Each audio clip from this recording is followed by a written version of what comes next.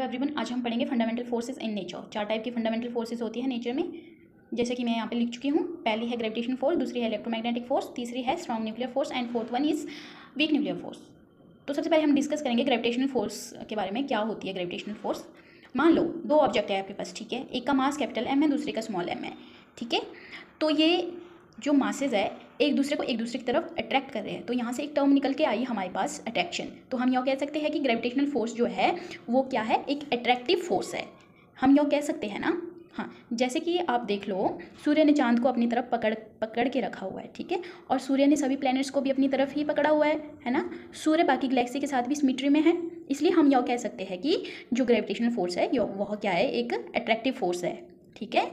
और दूसरा, ये जो फोर्स है ये नेचर में कैसी है, लॉन्ग रेंज है। नहीं तो आप देख लो, आपके ऊपर अप्लाई करेंगे तो होगी नहीं ना, क्यों?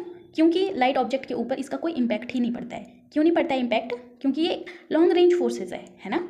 और थर्ड वन है कि ये क्या है, कंजर्वेटिव है, कंजर्वेटिव फोर्स है। कंजर्वेटिव फोर्स क्यों है? क्योंकि ये डिपेंड करती है, ओनली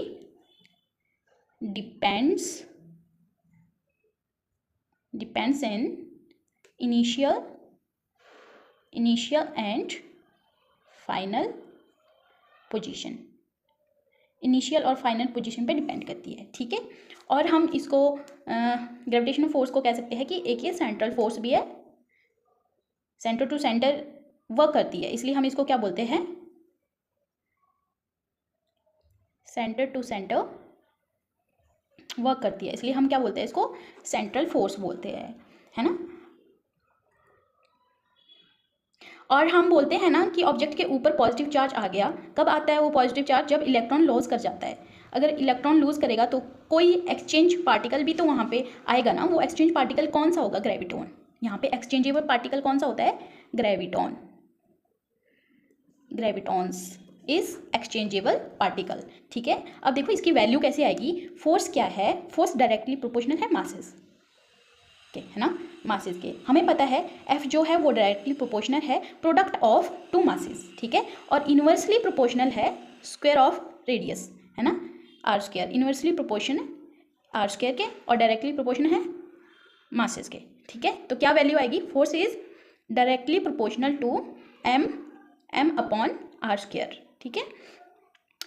यहाँ से ग्रेविटेशनल कांस्टेंट आ गया, force is equal to universal gravitational constant M upon R square, ठीक है। ये वैल्यू आ गई इसकी फोर्स की। यहाँ पे ग्रेविटेशनल कांस्टेंट ये है यूनिवर्सल ग्रेविटेशनल कांस्टेंट, ठीक है। यूनिवर्सल ग्रेविटेशनल कांस्टेंट का क्या मतलब है, यूनिवर्सल ग्रेविटेशनल कांस्टेंट का मतलब है अगर आप कहीं भी यूनिवर्स में कहीं भी चले जाओ, इसकी वैल्यू जो है वो सेम रहेगी। चाहे ब्रह्मांड में कहीं भी घूमो, ग्रेविटेशनल कांस्टेंट की वैल्यू सेम रहेगी, इसलिए इसको यूनिवर्सल ग्रेविटेशनल कांस्टेंट कहा गया है, ठीक है। इसकी वैल्यू क्या होती है, G is equal to 6.67 into 10⁻⁻11, ठीक है। ये इसकी वैल्यू है। अब इसकी यूनिट है, चलो यूनिट निकालना भी सिखा देते हैं। यूनिट कैसे निकालते हैं, gravitational constant is equal to F R upon M. F का यूनिट क्या होता है, फोर्स का, न्यूटन, है ना। आर स्क्वायर है, यहाँ पे आर स्क्वायर का क्या हुआ, मीटर स्क्वायर, और नीचे मास है, मास का किस में लेते हैं हम, केजी में, केजी स्क्वायर। तो ऊपर जाके क्या बनाए, newton metre square KG inverse square. तो ग्रेविटेशनल कांस्टेंट के क्या यूनिट आए, newton metre square KG inverse square. ये है ग्रेविटेशनल कांस्टेंट के यूनिट और ये इसकी वैल्यू। अब डायमेंशन फॉर्मूला भी देखेंगे हम ग्रेविटेशनल कांस्टेंट का। Dimensional formula of gravitational constant, ठीक है। अब डायमेंशनल फॉर्मूला भी इसी से निकालेंगे हम। कैसे निकालेंगे डायमेंशनल फॉर्मूला, ये भी सीख लो। G is equal to F R square M, ठीक है। F अगर हम इसको ओपन करेंगे, force is equal to mass into acceleration करके हम मतलब निकालने लगेंगे तो ये बहुत लंबा चले जाएगा, इसलिए हमें पता है कि फोर्स का जो डायमेंशनल फॉर्मूला है वो क्या होता है, mL/T-2। और आर स्क्वायर का, आर क्या है, रेडियस है ना, तो इसको हम क्या लेते हैं, लेंथ आर स्क्वायर है तो एल स्क्वायर, ठीक है, अपॉन मास का, मास का क्या आएगा, मास kg, 2 मासेज है kg स्क्वायर, तो क्या आया ये ml स्क्वायर,